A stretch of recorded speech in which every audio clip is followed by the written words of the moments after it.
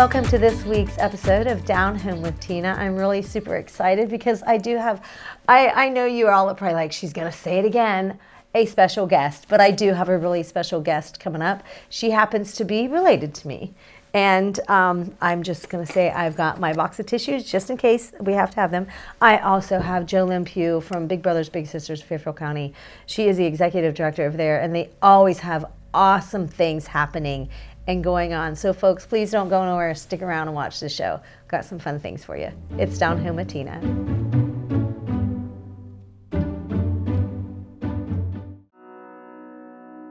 The Frankie Smith Funeral Home and Crematory in Lancaster and the Johnson Smith Funeral Home in Baltimore have a long and wonderful history of serving our community.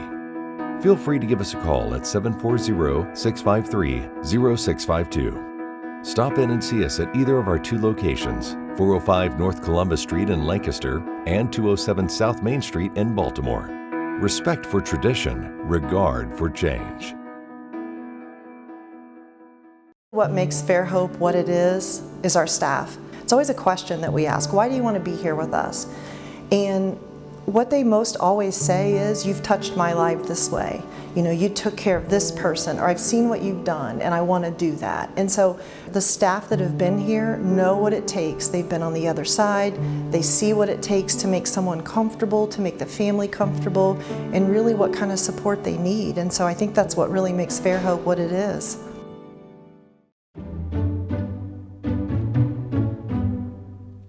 Welcome back to Down Home with Tina. I have a really special guest with me today, and she is somebody who when I thought about asking her, I'm thinking, what kind of questions am I going to ask? And some of you watching are probably like, Tina, you're the talk show host. You have interviewed so many different people, and I have. But this one is somebody who, and I know it's going to be one of those really fun interviews. It's my daughter. Her name is Emma.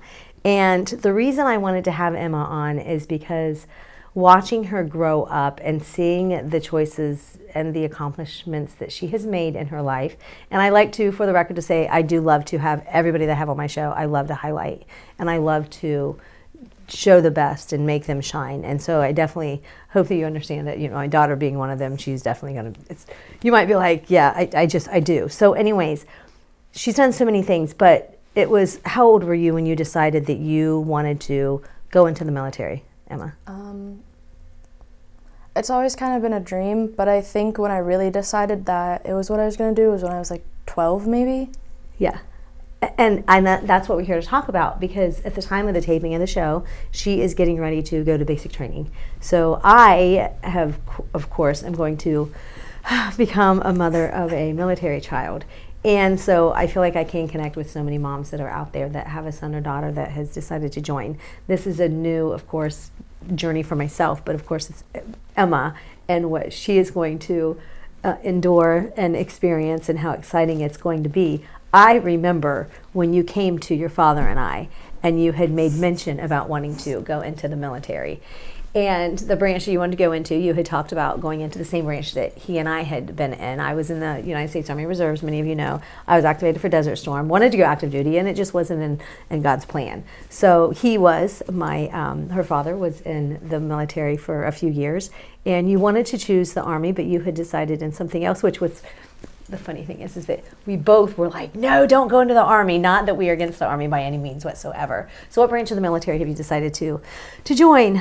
The Air Force, which was really funny because when I was going into high school, I still wanted to go into the military. I wanted to go into the Army, and no one could tell me differently.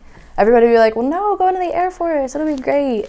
And then I was persuaded to look into going to school, so I kind of put military on the back burner, and once I got out and got a little bit more experience under my belt, I had decided, okay, maybe the Air Force is what would be better for me, so.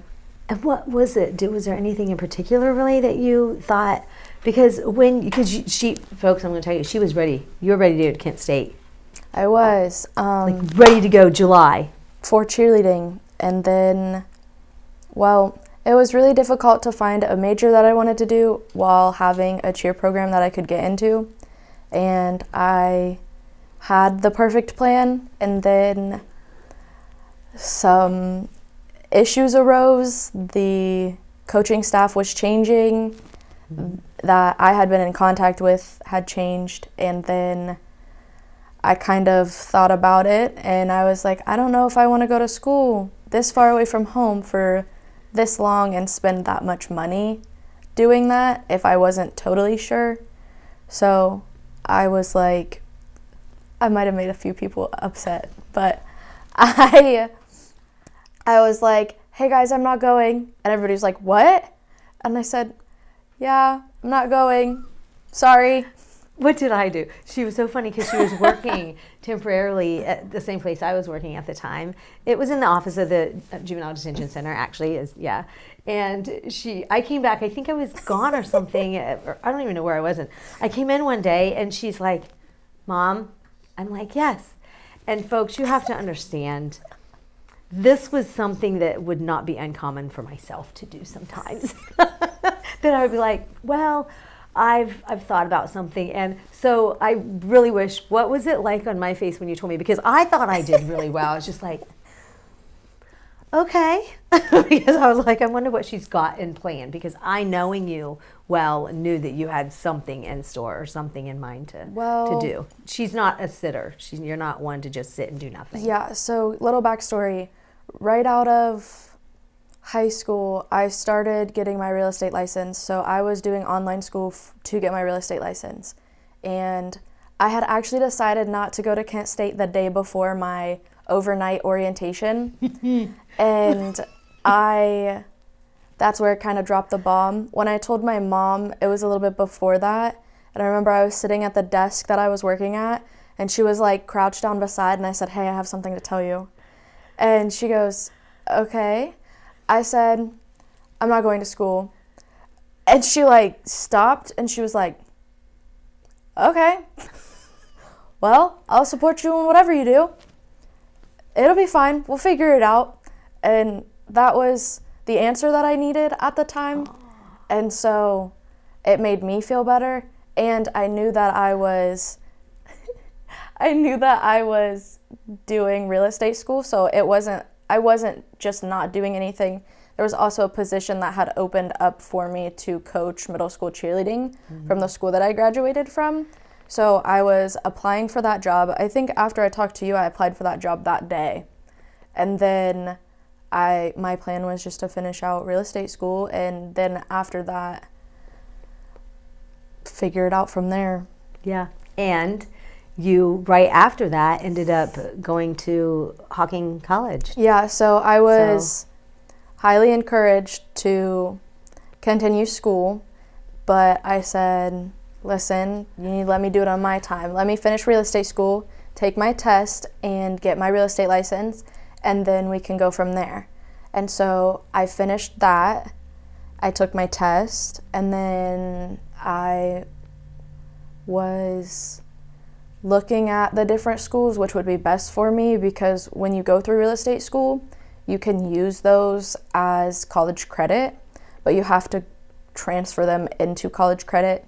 And the degree that I wanted, I took classes in high school, so I wanted to get my degree the fastest. So what ended up happening is Hocking College has an individualized studies program, so I applied for that, and I got to kind of build my degree from there with my counselors, and I was able to use every class that I went through in high school, and I was able to use my real estate credits as well, which ended up being really great because I started in the spring of 2024. I went the spring semester, and then I had my summer off, and I went again this fall semester, and I actually got to graduate with my associates in December. At 19.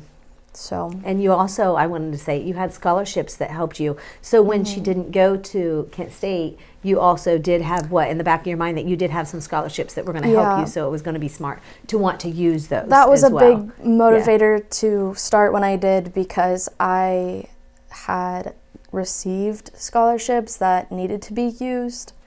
So if I didn't use those, it would have been not necessarily wasted because I would have used them for this next year, but I knew that I had the money to me, so I should use them for me, which that's what I got to use my spring semester that I first went. Yeah. And you, because you have your degree, associate's degree, you get to go in the military and as an E3. E3, yes.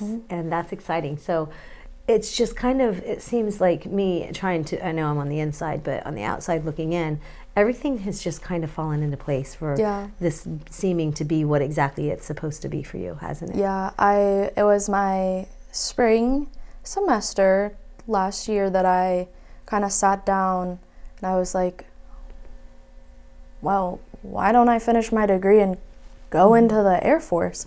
Because I love to travel, and that could be expensive, but with the Air Force, if I'm getting paid to travel, I'm not going to complain about that. Right. So my goal for the next few years is to go however far I can and do what I can with their money. That's right. That's right. So what do you think growing up that maybe the things that you had experienced with, and I'm not saying for myself or maybe with your dad, that has helped you to feel so confident and okay with going into the military overall? Was there anything with that?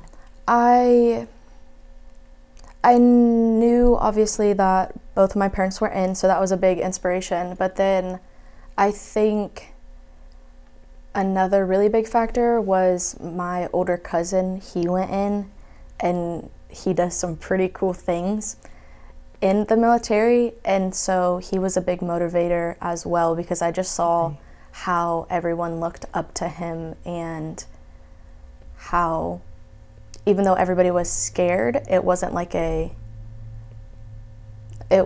something that really scared them. It was more, I feel like, a motivator, if that makes sense. Yeah. And so I think that was really cool to be able to witness somebody older than me go through it as well.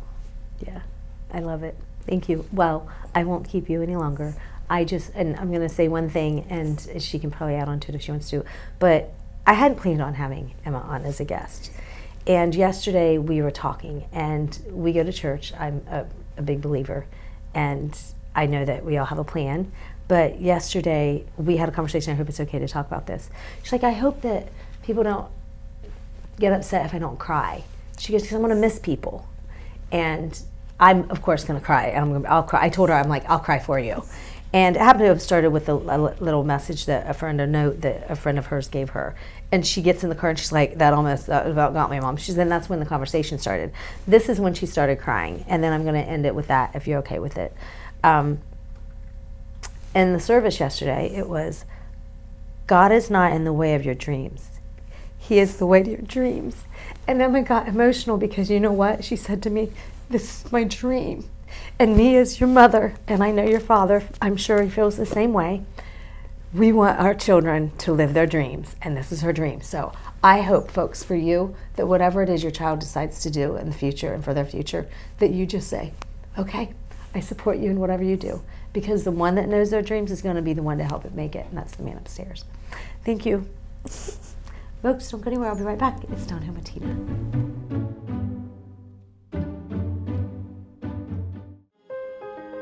For the last 30 years, I've worked in Fairfield County. The beauty of working in this county is it's small enough that you get to know people on an individual level, that you get to do the kind of work you want to do personally, but it's large enough that we have some resources and we have some ability to bring coalitions together to make some bigger changes. You have the benefits of a suburban community, and Columbus isn't too far away if you want to get that urban experience. Plus, if I ever feel like I need to get away for a little bit, there's tons of great hiking around here. Well, Fairfield County is just a really different county, so it's very resource rich. There are so many people in similar and overlapping helping fields they make excellent community partners. We all know each other and we don't compete with each other. Like agency-wide, we're all here to serve our clients, and you know someone everywhere, you know what I mean? And so that, I just feel like that helps it to get our clients the best care. So that's a big thing for me. Community, connections, collaboration. The Fairfield County Way.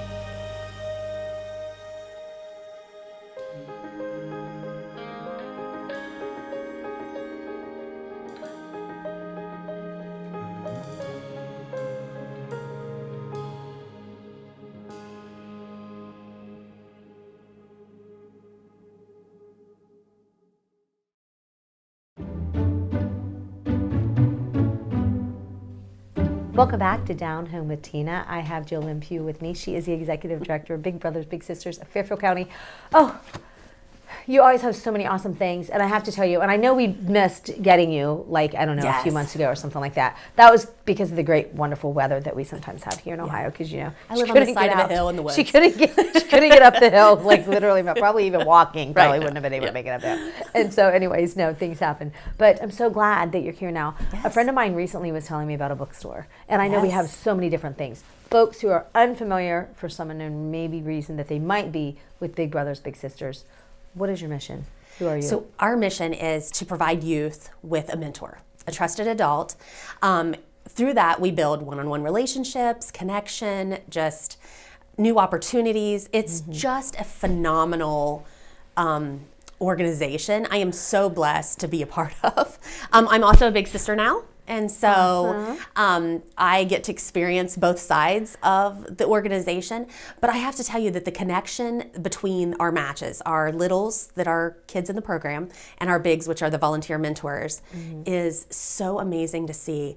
The mentors, sometimes they can express sooner the impact it's having on them. Like, I should have done this sooner.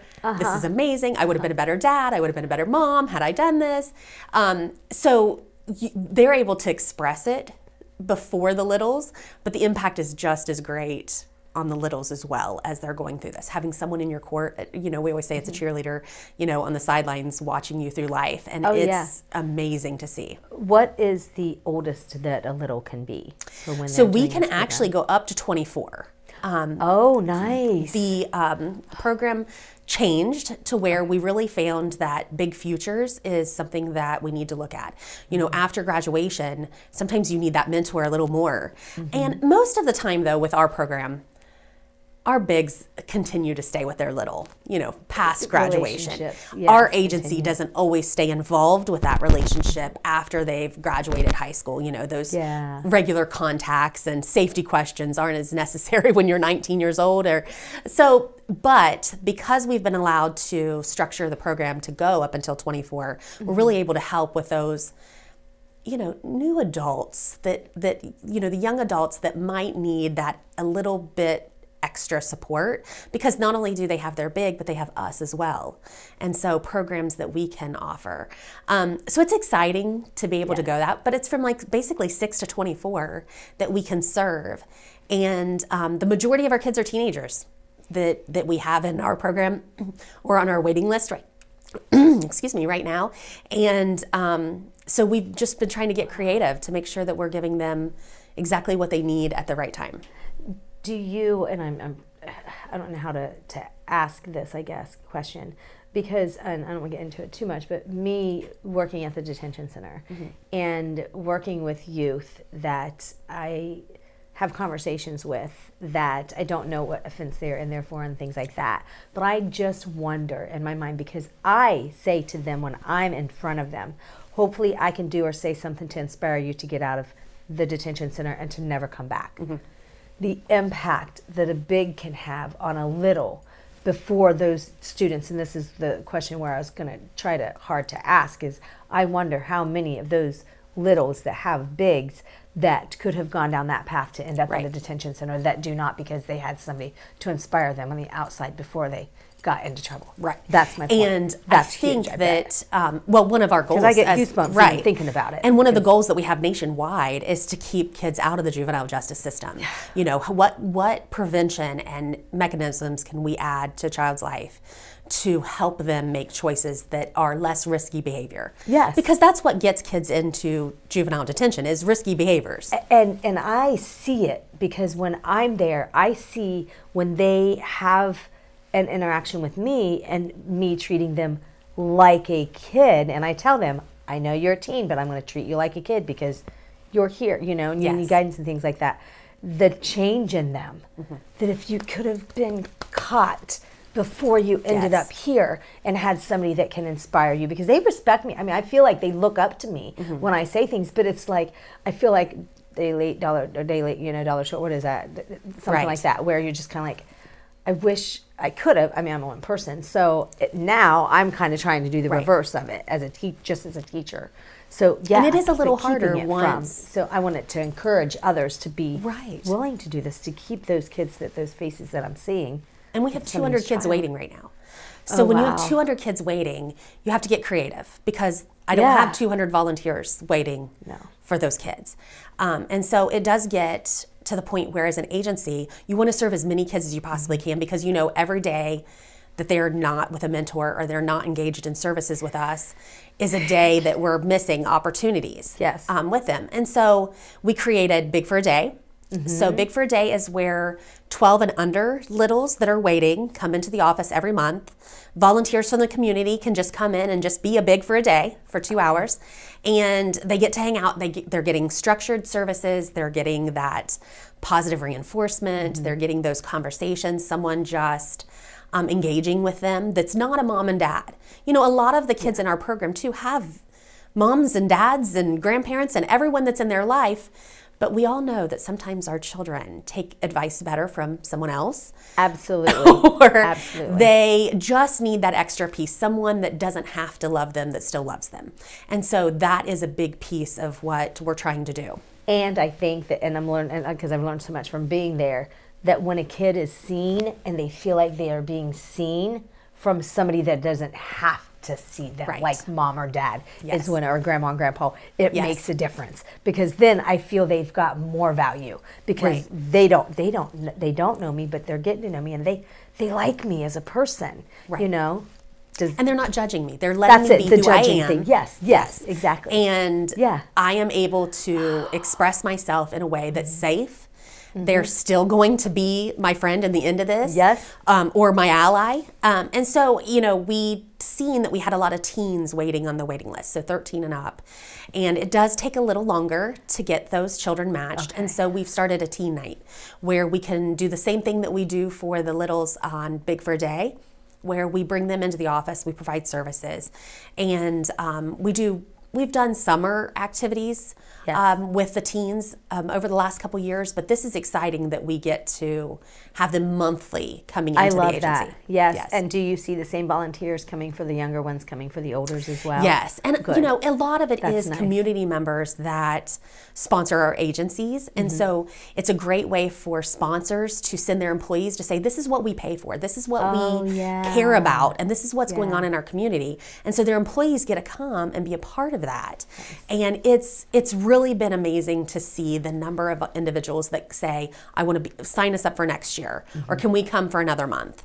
And so we make it really easy too. We provide everything. You just have to show up and have fun.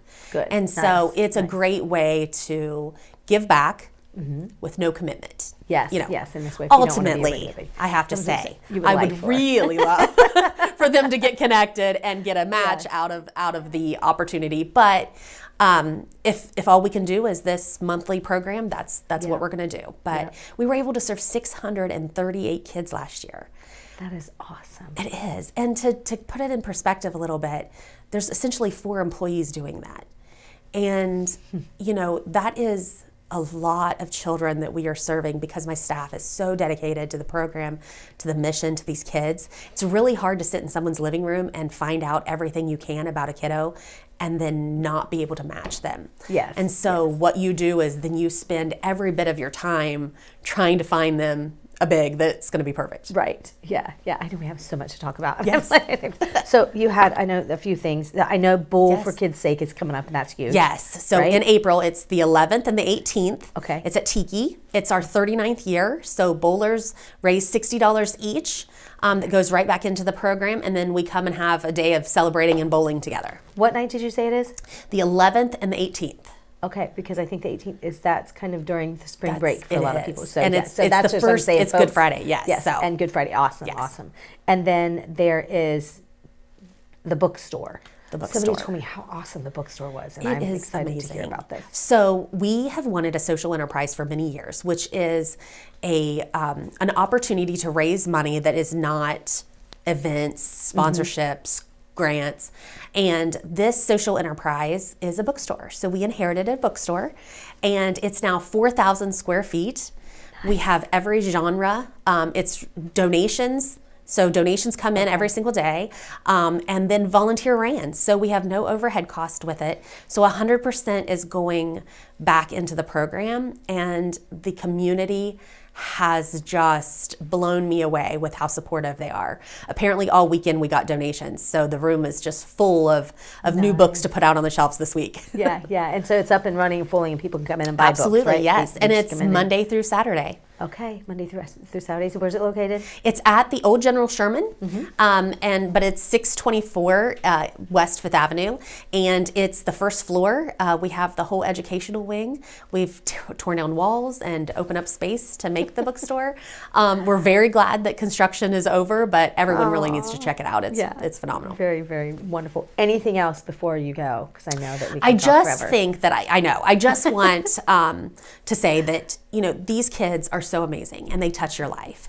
And there is nothing more important than having a kiddo in your life that is excited to see you every time you walk in, and that connection. That's what I was going to say. Yeah. People ask, why do you work at a detention center and you are a pre-K teacher right now for 4-year-olds? Why do you do it? It's because when I walk in that room and you have a genuine smile on that child's face because they've looked at you and they see that you walked in the room.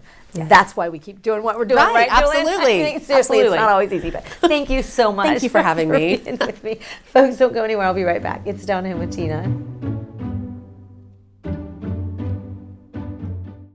Mom was always organized, but she started forgetting to pay her bills on time. And she'd buy the same gifts over and over. Telling the girls about my Alzheimer's diagnosis was really hard. At first we had our cries, but then we were like, okay, let's make a plan. Early detection gave us time to adapt together. It's so important for you to think about what you can do and making the most of what you have. If you or your family are noticing changes, it could be Alzheimer's. Talk about seeing a doctor together.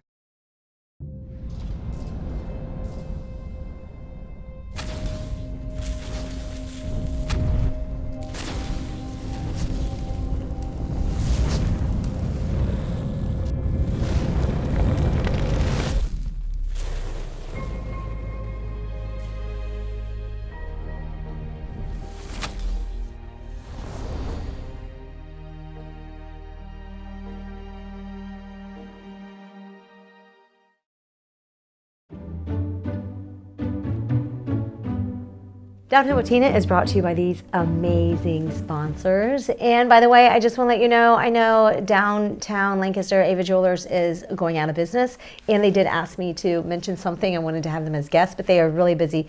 They are doing retirement, and I'm so excited for them to get the opportunity to do that, folks. And then, of course, I just talked about one of my guests going off into a career for their life and what they're going to do. So I just, again, wanted to just say, hey, if you've got a kiddo that is making those decisions and those choices for their life, that have faith and trust and know that they will figure it out. Sometimes it might be they try something else and they go a different direction. And either way, just be supportive. And if you're anything like me, pray a lot. Folks, I hope you have a great week. God bless and good day.